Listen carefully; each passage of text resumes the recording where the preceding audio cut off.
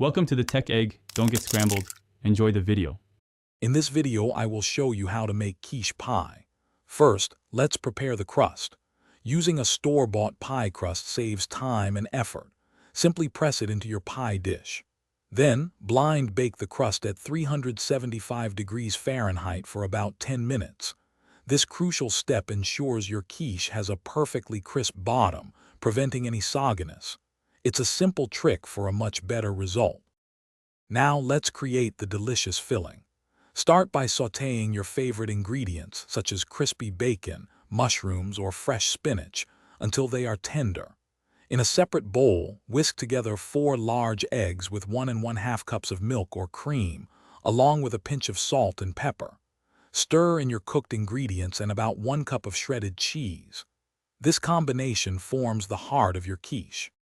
With your crust ready and filling prepared, it's time to assemble.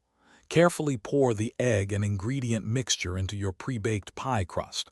Make sure not to overfill it. Place the quiche in a preheated oven at 350 degrees Fahrenheit. Bake for 40 to 50 minutes or until the center is just set.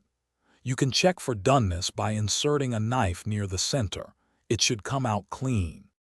Once your quiche is golden brown and perfectly set, remove it from the oven. It's important to let it cool for at least 10 minutes before slicing. This cooling period allows the filling to firm up completely, ensuring clean, beautiful slices. Quiche is wonderfully versatile. Enjoy it warm for breakfast, brunch, or dinner, or even at room temperature for a delightful picnic. Enjoy your homemade quiche. Thanks for watching. Consider subscribing if I helped unscramble your problems.